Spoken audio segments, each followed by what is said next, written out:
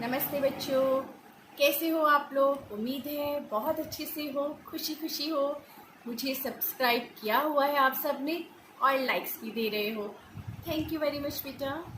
हम लिखित अभिव्यक्ति कर रहे हैं। हमारा लिखित अभिव्यक्ति का आज का जो टॉपिक है बेटा, उसका नाम है डायरी लेखन।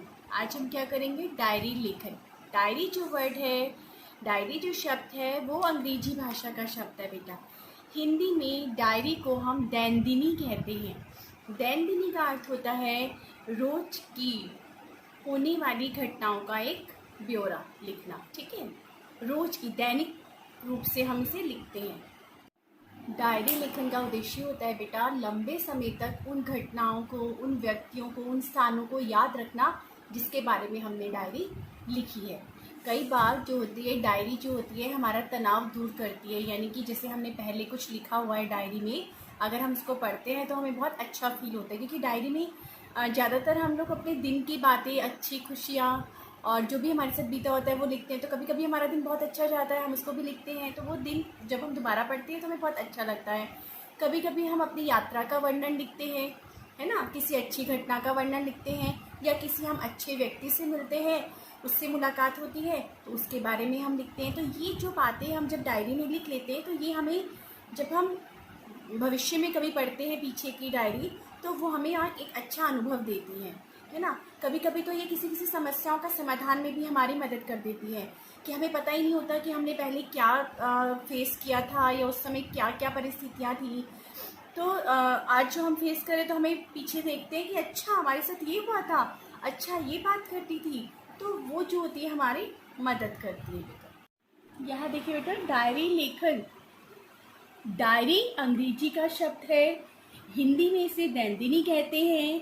हमारे आसपास और हमारे जीवन में अनेक घटनाएं और नए नए अनुभव होते हैं।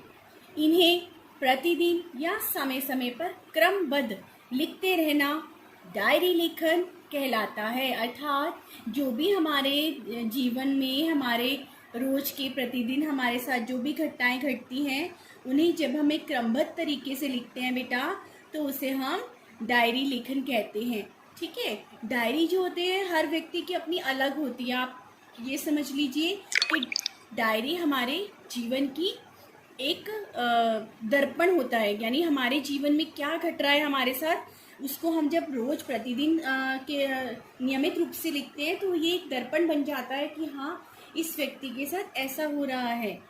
ठीक है, अब है डायरी लिखते समय ध्यान रखने योग्य बातें। पहला है यहाँ पर, डायरी लिखते समय प्रथम पृष्ठ पर अपना पूरा नाम लिखते हैं हम। घर का पता होता है या हमारे ऑफिस का, दफ्तर का पता भी हो सकता है इसमें, फ़ोन नंबर इत्यादि जो भी हमारे पर्सनल डिटेल कह दो या व्यक्तिगत जो भी हमारी सूचनाएं हैं, वो हम सिर्फ प्रथम पृष्ठ पर लिखते हैं बेटा।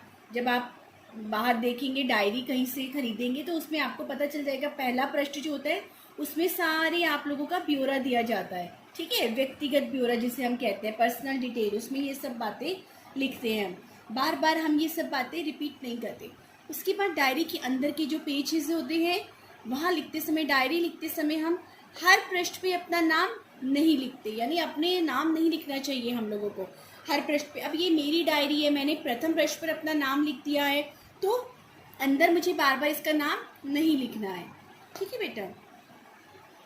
अगला पॉइंट है, डायरी लिखते समय उस दिन की तारीख अवश्य लिखनी चाहिए। यानी हम जिस दिन भी डायरी लिख रहे हैं, जिस दिन भी हम उसकी शुरुआत कर रहे हैं, हमें उसकी तारीख जरूर लिखनी चाहिए कि वो कौन सा दिन है, क्या डेट है उसकी। ठीक है बेटा, दिनांक जरूर लिखते हैं।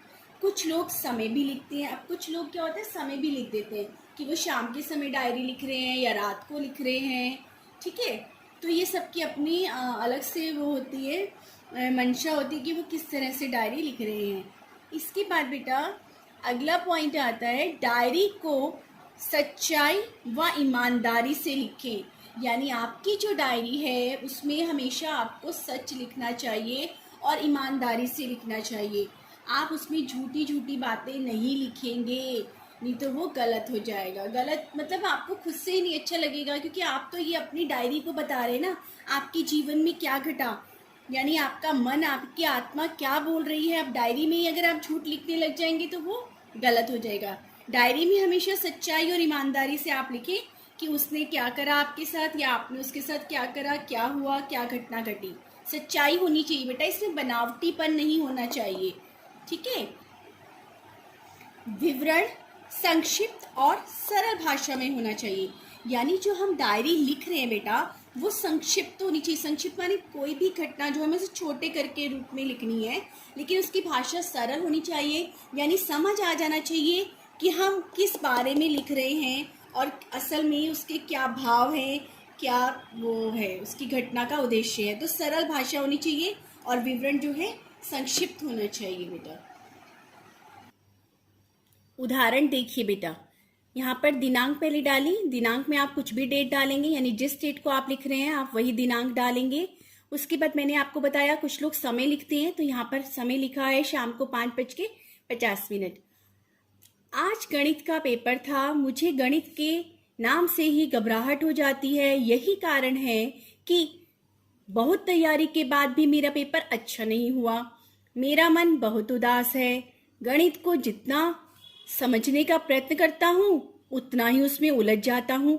शायद मैं स्वयं गणित ना सीख पाऊँ। इसीलिए आज मैंने मम्मी से इसकी ट्यूशन लगवाने को कहा है। कल से मुझे गणित की ट्यूशन पढ़नी है।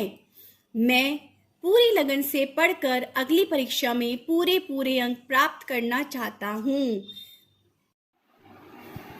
आज का हमारा गृह कार्य है, विद्यालय की ओर से आप अपने सहपाठियों के साथ पिकनिक पर गए, यानी कि आप अपने क्लासमेट जो भी आपके मित्र हैं उनके साथ आप किसी भी घूमने वाले पर्यटक स्थल पर गए हैं। आपको उसका वर्णन लिखना है बेटा अपनी डायरी में, ठीक है। उसका वर्णन लिखने तो आप सबसे ऊपर क्या लिखेंगे, यहाँ पर दिनांक जो मैंने आपको उदाहरण में करवाई है, उसके बाद आप समय लिखेंगे और उसके बाद अपना अनुभव लिखेंगे पिकनिक पर आपने सहपाठियों के साथ क्या क्या किया, ठीक है बेटा।